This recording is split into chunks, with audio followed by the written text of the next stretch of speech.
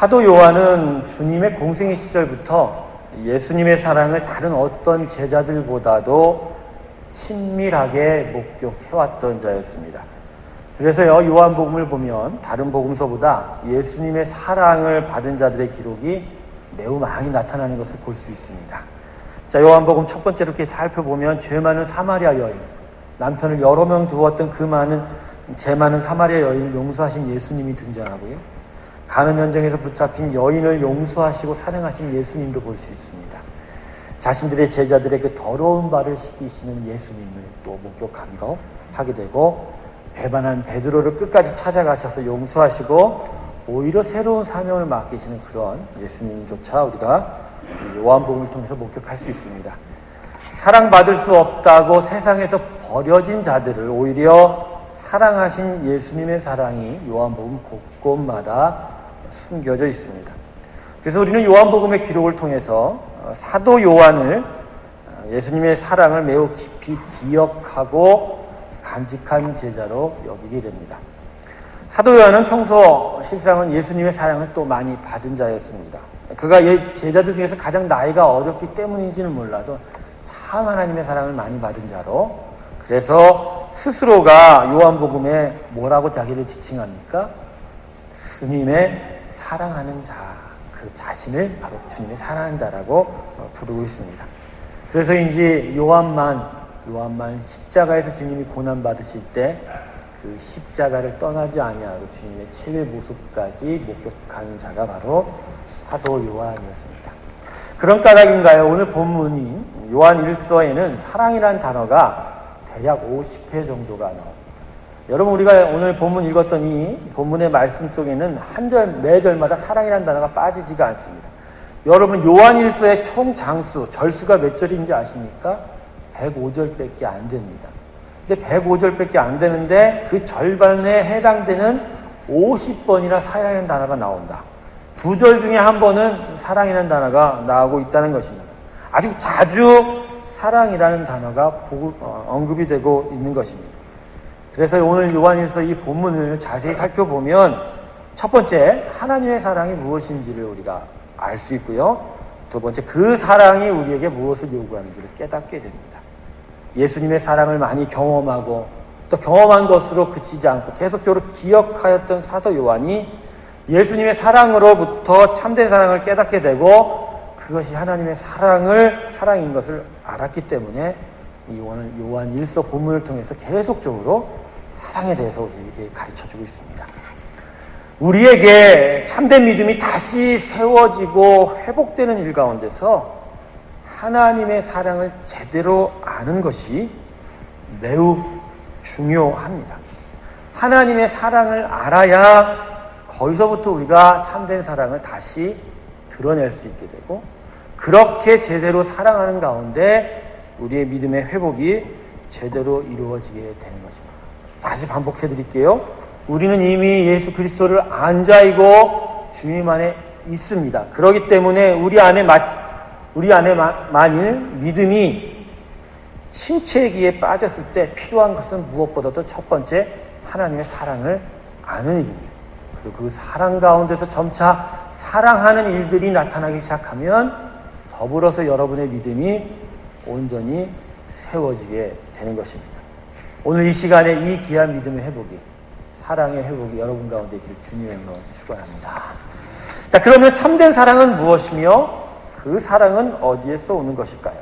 오늘 우리가 읽었던 본문 7절과 8절이 그 답을 우리에게 주고 있습니다. 우리 한번 같이 읽을까요? 요한복음, 요한1서 4장 7절, 8절.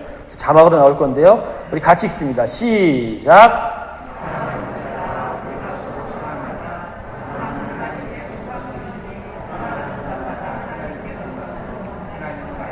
사랑하지 아니하는 자는 하나님을 알지 못하나니 이는 하나님은 사랑이십니다.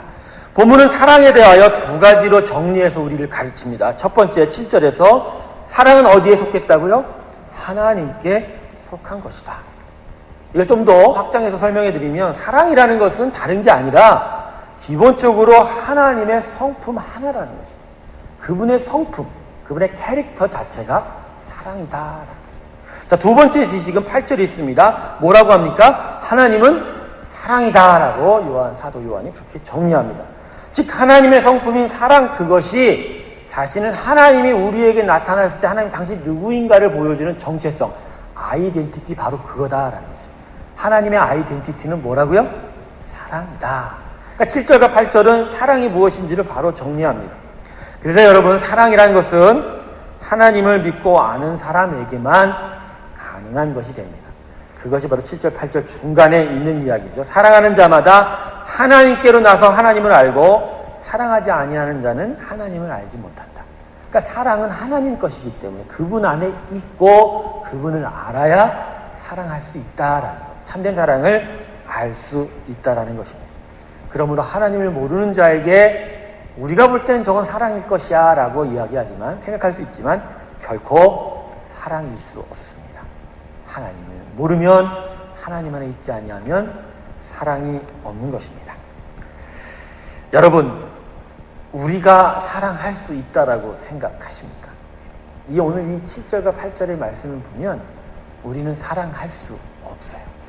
사랑은 철저하게 하나님이 하시는 것입니다. 그렇기 때문에 믿지 않는 자는 결코 사랑할 수 없고요.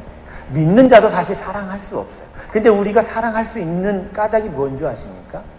우리 안에 하나님이 계셔서 그분이 사랑하는 일이 나의 삶을 통해서 나타나기 때문에, 성령 하나님 여러분 가운데 있는 줄로 믿습니다. 그분이 여러분 안에서 여러분과 함께 사랑하고 계시기에 우리가 사랑하는 것이죠. 그렇기 때문에 때로는 믿는 사람도 하나님의 성령의 사랑과 함께 연합되지 아니하면 사랑이 아니에요. 그 사랑은 영원한 사랑이 아니라 좀 있으면 썩을 수 있는 그런 헛된 사랑이 되어가는 것입니다. 그러므로 이 세상에 사랑이 가득한 것처럼 보이지만 실상 참된 사랑은 하나님의 사랑뿐입니다. 그런데 본문 말씀으로부터 우리는 하나님의 사랑이 어디서부터 시작된지를 알 수가 있게 되죠. 하나님의 사랑이 완전한 사랑이라면 그 사랑은 바로 십자가에 의해서 당신의 독생자 아들의 죽음으로부터 시작되었고, 그것으로 우리에게 온전한 사랑을 가르쳐 준 바 되었다라고 말씀하고 있습니다. 그래서 요한이 이제 이어지는 9절과 10절에서 이렇게 말씀하는 것입니다. 제가 9절, 10절 좀 읽어드릴게요. 하나님의 사랑이 우리에게 이렇게 나타난 바, 즉 온전한 사랑이 이렇게 나타났다. 어떻게 나타났다? 하나님의 자신의 독생자를 세상에 보내시고 저로 말미암아 우리를 살리려 하시는 사랑으로 나타났다. 그러니까 사랑은 여기 있으니 바로 이 십자가의 사랑만이 참된 사랑이니, 우리가 하나님을 사랑하는 것은 절대 할 수 없는 일이요, 오직 하나님이 십자가를 통해서 우리를 사랑하셨기에 우리 죄를 위하여 화목죄로 하나님과 화합하는, 하나가 되는 그런 사랑의 은혜로 우리가 독생자 예수를 그리스도로 받게 되었다. 이게 9절과 10절의 쉬운 설명 해석입니다. 본문을 통해서 참된 사랑은 우리 하나님의 사랑이고, 십자가에서 예수를 우리에게 내어준 사랑만이 온전한 사랑인 것을 깨닫게 되죠. 그러니까 여러분, 우리의 사랑이 아까도 제가 말씀드렸지만 아무리 고귀해도 하나님의 사랑과는 비교되지 못합니다. 예를 들어서 하나님의 사랑과 비유 들어서 가장 잘 설명하는 것이 부모의 사랑입니다. 근데 잘 생각해 보세요. 부모의 사랑이 하나님의 사랑과 비슷하다 하지만 결코 하나님의 참된 사랑은 아니지요. 왜 그럴까요? 여러분의 부모님도 생각해 보세요. 자녀들에 대한 사랑이 무조건적이십니다. 정말로 하나님이 당신의 독생자 아들을 이 땅에 주실 만큼의 그런 사랑이냐고요. 정말 헌신적이긴 하지만 자녀들에 대한 그 사랑이 정말 한 점 조건이 없는 그런 무조건적인, 그저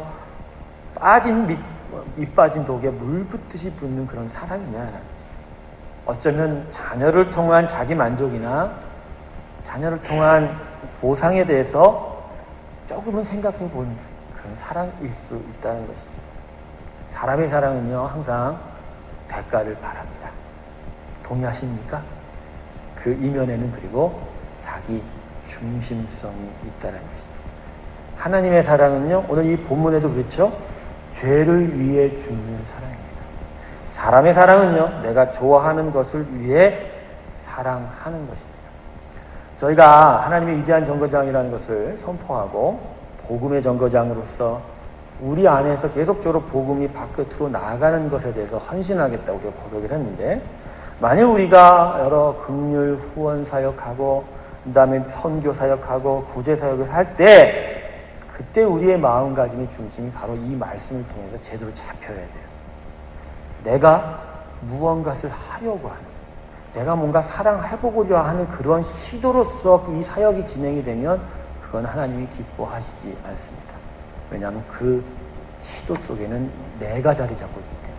결국 그렇게 사역하면 사람이 높아지는 거지 하나님의 영광은 없어요. 그저 저 죄 때문에, 그 죄 때문에 정말로 심각하게 고통을 겪고 아파하는 자들을 향하여 아버지가 그렇게 귀하게 사랑하시는 그 마음을 느끼는 그대로 드리면 되고, 베풀면 되고, 나누면 되고. 마치 내가 정말 사랑해야 돼, 내가 사랑하는 것이 하나님께 영광 드리는 거야, 그러지 마세요. 그거 자기 의예요. 그럼 자기 의예요. 하나님은 우리에게 그렇게 일으키지 않으세요. 당신의 독생자를 계속해서 가르쳐 주세요. 그분의 독생자 아들의 사랑의 소중함을 깨닫게 하세요. 그리고 거기서부터 자연스럽게 성령 하나님이 우리와 함께 사랑하고자 하는 것에 그저 순종하여 그대로 따라 나서면 되는 거예요. 그럴 때 하나님이 높여지는 거고, 우리는 그저 그분의 높임 안에서 한 자리, 그분과 함께 하였다라는 기쁨 하나를 얻게 됐을 때, 이것이 온전한 하나님의 사랑이 우리에게 나타나게 되는 줄로 믿습니다. 요새 제가 신혼부부 순을 이제 함께 나누고 있는데, 제가 요새 계속 중요하게 가르치고 있는 것은 뭐냐면, 결혼이라는 것은 남과 여가 만나는 것으로가 끝나는 게 아니라는 거예요. 결혼은 기본적으로 셋이 하는 거예요. 그래서 결혼은 트리니티, 삼위일체예요. 하나님 중심으로 여자와, 어디서 또 남자, 남자가 만나는 거예요. 하나님과 함께 만나는 것이 결혼입니다. 그렇기 때문에 하나님을 사랑하는 그 마음 안에서 자연스럽게 내 배우자를 사랑하게 되고, 내 반쪽을 사랑하게. 창세기 얘기 갈비뼈를 띄어 만들었다고 하는데, 갈비뼈 히브리 언어를 보면 갈비뼈 하나만 얘기하는 게 아니라 아담의 반쪽을 띄었다고 합니다.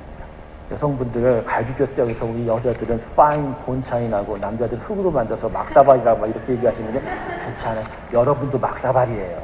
여러분도, 여성분도 다 막사발이에요. 그런 막사발들이 하나님 안에서 하나 돼요. 그분으로 사랑을 이루어가는 것이다. 그렇지 않으면요, 진짜 서로 사랑할 수 있어도 끝내는 그 사랑이 그들에게 인생의 독이 되는 경우가 많아요. 오히려 하나님의 사랑으로 때로는 거리가 멀어지는 일이 있어도 오히려 그 거리 멀어짐이 오히려 그들에게 하나님의 사랑을 통해 더 귀한 결혼 생활을 만들어주는 경우도 때로는 있다는 것입니다. 이 귀한 사랑의 비밀을 깨닫는 저와 여러분 되시길 주님으로 축원합니다. 이제 오늘 본문의 중심 구절인 11절과 12절 함께 살펴보아야 합니다. 본문 11절 여러분 같이 읽어주실까요? 한 절입니다. 시작.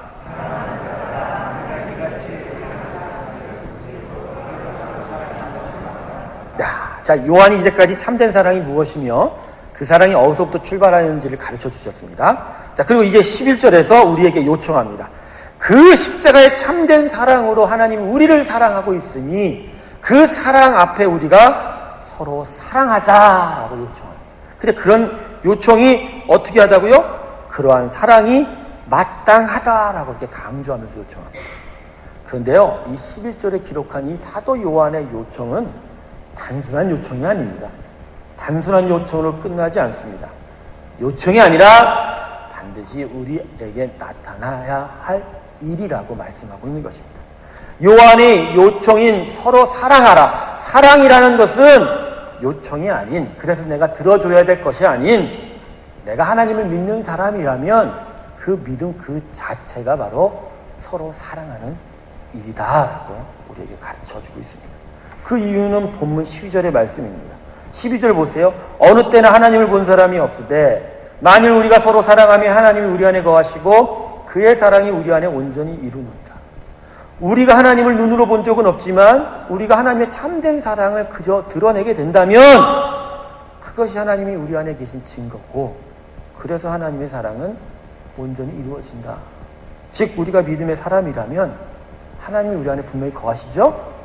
그리고 그분을 우리가 왕으로 섬기고 주인으로 섬기어서 그분께 순종하게 되면 우리의 삶 속에는 당연히 하나님이 사랑하시기 때문에, 이 땅을 사랑하시고 모든 자들을 사랑하시기 때문에 우리 안에 나의 순종을 통해서 하나님의 사랑은 그냥 드러나게 되어 있다는 것이죠. 할렐루야.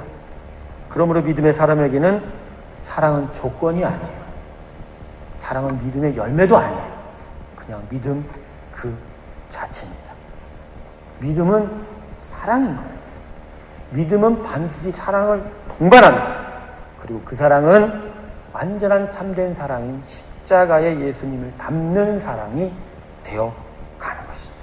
그렇기 때문에 실상 우리가 서로 사랑하자고 말씀하지만 우리가 참된 믿음을 가진 자가 되면 그냥 사랑은 드러나게 되어 있는 것입니다. 사랑하는 성도 여러분, 그러므로 믿음의 사람은 사랑에 자신의 인생을 다 쏟아 붓는 자입니다. 왜요? 하나님의 사랑이 나타나는 것은 우리가 믿음이 있다는 증거, 우리가 믿음이 있다는 것은 우리가 하나님을 위하여 산다는 고백이기 때문에 우리는 당연히 사랑하는 일에 우리 인생을 쏟게 되는 것입니다. 참된 믿음을 가지게 되면 그냥 사랑하는 일에 내 인생을 쏟아 붓게 되는 것이죠. 사람은 먹는 떡으로 사는 존재가 아니라 하나님의 말씀으로 사는 존재라는 말씀 들어보셨지요? 이 말은 사람의 삶은 자기 방식대로 세상에서 얻고 받고 누리는 것, 경험하고 그리고 빼앗는 것으로 사는 인생이 아니라는 것입니다. 하나님의 사람은 하나님 삶의 그 양식과 기준은 하나님의 말씀입니다. 말씀대로 살면 말씀의 능력이 힘을 주고 지혜를 주고 용기를 주고 그 안에서 하나님의 영광이 나타날 때 그 영광 가운데서 기쁨을 누리며 살게 되는 삶이다라는 것이죠. 이게 먹는 떡으로 사는 인생이 아닌 하나님 말씀으로 사는 인생, 이게 믿음의 인생인 거죠. 그런데요, 이 의미를 좀 더 확장해서 살펴보면 이렇게도 말씀할 수 있어요. 사람은 떡이 아니라 사랑으로 사는 존재라라는 거죠. 사람은 먹는 떡이 아니라 말씀으로 살며 그 말씀을 통하여 사랑으로 존재하는 자다라는 것입니다. 물질의 유무, 그 많고 적음으로 인생을 사는 것이 아니라 하나님 말씀 안에서 하나님을 알고 그래서 그분의 참된 사랑을 깨닫고 그리고 그분을 왕으로 섬기게 될 때 그분의 참된 사랑이 내 삶을 통해서 드러나게 되고 그리고 그 드러난 사랑의 기쁨을 통해서 정말 참된 믿음의 삶을 살게 되는 것. 그게 바로 우리는 세상이 주는 떡으로 사는 인생이 아니라 하나님의 사랑으로 사는 인생이다라는 것입니다. 미국의 루즈벨트 대통령 기억하시죠? 2명의 루즈벨트가 있는데 2차 대전 때 루즈벨트 대통령. 미국 사람들이 가장 존경하는 대통령 중에 몇 순위를 차지하기도 합니다. 근데 많은 사람들이 이 대통령을 좋아하는 이유는 그가 2차 세계대전을 승리로 이끈 것 때문만은 아닙니다. 다리를 못 쓰는 장애인이었음에도 불구하고 불굴의 의지로 자신의 삶에서도 승리했기 때문입니다. 하지만 루즈벨트가 그러한 대통령이 될 때까지 그에게 정말로 그러한 사람, 그렇게 될 수 있도록 도와준 자는 다름 아닌 그의 아내 엘레나 여사였습니다. 엘레나 여사가 루즈벨트에게 시집 와서 6명의 아이를 낳아 기르는 동안 매우 가난하여 고통스러운 세월을 보내야 했답니다. 심지어 돈이 없어서 6명 중 아이 하나를 미리 일찍 잃어버렸어야만 했다고도 했네요. 더하여 루즈벨트마저도 병을 얻어서 평생 휠체어 신세를 지고 져야만 했습니다. 그래서 주변 사람들은 엘레나에게 이혼하라. 고통스럽게 살 바에는 이혼하는 게 좋지 않겠냐라고 권유했습니다. 근데 엘레나 여사가 이렇게 정색을 하면서 말했다고 합니다. 나는 돈이나 남편의 다리를 사랑한 것이 아니라 남편 그 자체를 사랑했습니다. 그렇기 때문에 남편이 가난해도 다리를 절어도 내게는 상관이 없습니다. 이 엘레나 여사의 이 대화를 통해서 우리는 그녀가 살아가는 것이 얻고 누리는 그런 물질로 사는 존재가 아니라 사랑하는 것으로 살아가는 것임을 깨달았다는 것을 우리가 분명히 알 수 있습니다. 엘레나 여사는 사랑으로 사는 존재라는 것, 인생은 바로 그런 존재라는 것을 분명히 깨달은 자입니다. 여러분, 사람은요 특별한 경우가 아니고서는 떡이 없어서 죽지 않습니다. 오히려 풍족한 가운데서 사랑이 없기 때문에 죽습니다. 홈 얼런이라는 영화 3편으로 어려서부터 스타가 되었던 맥컬리 컬킨 기억하세요? 요새 가십을 보았는데 연애의 실패로 마약 중독에까지 빠져서 죽을 위기에 빠졌다라는 그런 기사도 보았습니다. 영화 3편으로 어려서부터 엄청난 부를 손에 쥐었지만 사랑을 잃은 그 상실감으로 인하여 지금 그는 죽음에까지 이르게 된 것입니다. 사람의 만족은 소유한 물질의 크기의 차이로 결정되지 않아요, 여러분. 진정한 삶의 만족, 그것은 바로 내가 받고, 내가 누리고, 내가 경험하는 사랑의 크기로 결정이 됩니다. 잠언 15장 17절 말씀 한번 볼까요? 이럴 때 여간 채소를 먹으며 서로 사랑하는 것이 살찐소를 먹으며 서로 미워하는 것보다 나으니라. 이 17절은 두 가지가 비교가 되고 있어요. 살찐소를 먹는 풍족함과 채소를 먹는 궁핍함이 비교가 되고 있어요. 하지만 그런 풍족함과 궁핍함에 우리의 삶의 만족, 행복이 달려있지 않다라는 것입니다. 오히려 미움은 풍족함을 잃게 할 것이고 사랑하는 것은 궁핍함을 극복하게 할 것이라는 것. 여러분, 사랑이 우리 만족, 우리의 참된 삶, 행복의 근원이 됩니다. 그래서 우리 인생의 최대 문제가 무엇입니까? 바로 사랑인 것입니다. 여러분, 사람의 삶에 우리 인생의 고난이 나타난 이유가 어떤 이유일까요? 그 중에 하나가 뭐냐면 우리가 하나님의 사랑을 잃어버렸기 때문이에요. 아담이 타락하여 에덴 동산을 나올 때 그의 인생의 한 부분이 탕 비었어요. 그 부분은 어떤 부분이었냐면 바로 하나님의 사랑이 자리 잡은 부분이었어요. 자, 그 이후로 아담의 후손은 그 빈자리를 채우고자 살았습니다. 하나님을 알고자 했지만, 하나님의 흔적은 남아있지만 결코 하나님을 알지 못해서 계속해서 그 빈자리의 빈자리의 그 공허함 때문에, 그 부족함 때문에 고생을 하기 때문에 그 자리에 무언가를 계속적으로 채우려고 하였던 것이죠. 하지만 참된 사랑을 발견할 수 없어서 잘못된 사랑을 계속적으로 채워넣게 되고 결국 더 많이 고통하고 더 많이 아픔을 겪으며 살아온 것이 바로 아담의 후손, 우리의 인생의 실상이다라는 것입니다. 사람이 하나님이 지으신 존재답게 살 수 있는 이유는 사랑이 있기 때문입니다. 사랑이 사람을 위대하게 만들지 내가 가진 것이 나를 위대하게 만들지 않습니다. 하나님의 십자가의 사랑이 나를 위대하게 만들지 내가 하나님 앞에서 뭘 하는 것을 위대하게 되는 것은 아니라는 것입니다. 전도서 4장 9절과 11절 한번 보실까요? 여러분 눈으로 보세요. 두 사람이 한 사람보다 나음은 저희가 수고함으로 좋은 상을 얻을 것이므로 혹시 저희가 넘어지면 하나가 그 동물을 붙들어 일으키려니와 홀로 있어 넘어지고 붙들어 일으킬 자가 없는 자에게는 화가 있으리로다. 두 사람이 함께 누우면 따뜻하거니와 한 사람이면 어찌 따뜻하랴. 이 말씀의 뜻을 무슨 뜻인지 아시겠습니까? 예, 사랑하는 삶이 정말로 귀하다는 것이죠. 근데 여러분, 사랑이 없다면 차라리 혼자 있는 편이 낫습니다. 잠언 21장 9절입니다. 다투는 여인과 함께 큰 집에서 사는 것보다, 근데 왜 또 여인이 아니야? 움막에서 혼자 사는 것이 나으니라. 그렇다고 오늘 이 밤에 움막으로 나오시는 우리 남편분들 없으시길 주님의 축원합니다. 우리 교회 모든 여자 성도님들은 선하십니다. 위대하십니다. 그분 앞에서 항상 겸손하게 사시는 남성들 되시길 주님의 축원합니다. 오늘 집에 가면 제가 좀 대접을 받을 것 같습니다. 미국 사우스 캐롤라이나주에 콜롬비아 인터내셔널 유니버시티라는 대학이 있어요. 거기에 맥큄킨이라는 총장님이 있었습니다. 그는 일본 선교사였습니다. 그 선교사를 마치고 나서 68년부터 90년까지 22년 동안을 총장으로 봉직해 오셨습니다. 그런데 1981년 아내 뮤리엘에게 심각한 위기가 찾아왔습니다. 결국은 맥큄킨 총장은 힘든 결정을 내려야만 했습니다. 왜냐하면 그 아내의 병이 치매였기 때문입니다. 처음에는 가벼운 증세로 시작됐다가 10년이 지난 이후에 너무나도 힘든 심각한 증세로 발전하기 때문에 결국은 총장님은 자기 스스로 결정을 내려 했죠. 1990년에 학교에 사직서를 제출하였습니다. 아내를 돌보기 위해서 아내의 곁으로 돌아가려고 학교를 그만둔 것입니다. 총장 이임 예배 때 그가 고백한 내용이 바로 다음과 같은 글입니다. 살면서 내가 내렸던 결정 중에서 쉬운 결정은 하나도 없었습니다. 그런데 이번만은 그렇지 않더군요. 이처럼 가장 쉽고 단순한 결정은 없었습니다. 제가 사직을 한 이유는 제가 결혼식에서 아내 미리엘과 죽을 때까지 함께하겠다는 서약을 지키기 위해서가 아닙니다. 제가 그녀 곁으로 가려는 것은 그것이 공평하기 때문입니다.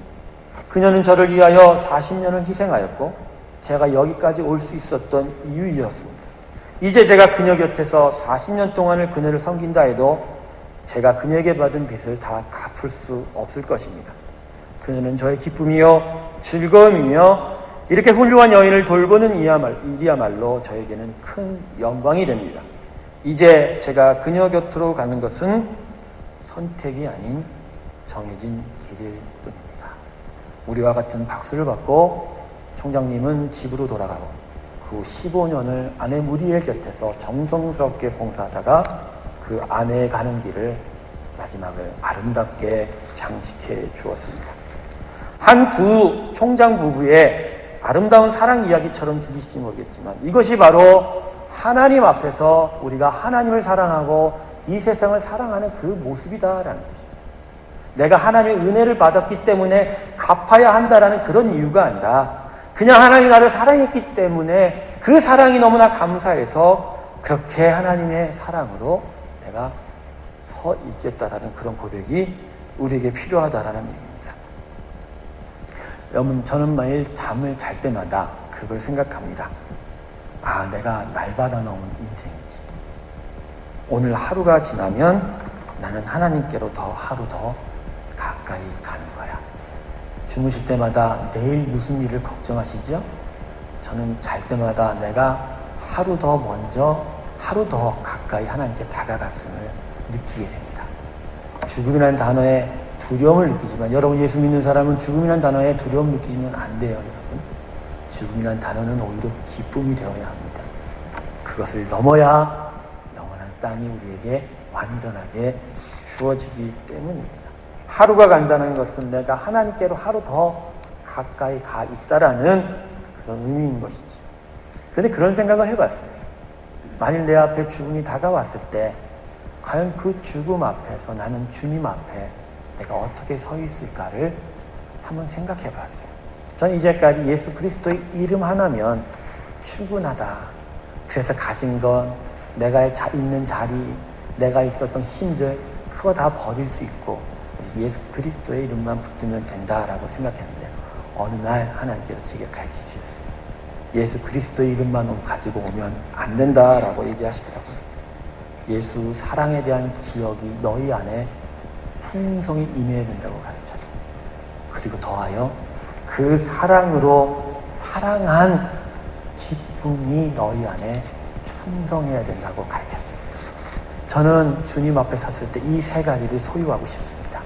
나의 사랑하는 주님의 이름을 기억하고 싶고, 나를 사랑했던 십자가의 사랑을 내가 기억하고 싶고, 가장 더 소중한 그 사랑으로 온 세상을 한없이 사랑한 그 기쁨을 소유한 채 주님 앞에 서고 싶습니다. 미움과 시기와 질투와 수많은 증오와 폭력들로 내 삶이 마무리 지어진다면, 만일 내가 그렇게 하나님 앞에 서게 된다면 나는 정말로 후회하고 부끄러워할 것 같습니다. 그러한 일들이 나의 앞에서 다 내려지기를 원합니다. 그렇게 기도를 하고 하나님께 나섰더니 하나님이 저에게 정말로 이 땅에서 줄 수 없는 그런 하늘의 큰 기쁨을 주셨어요.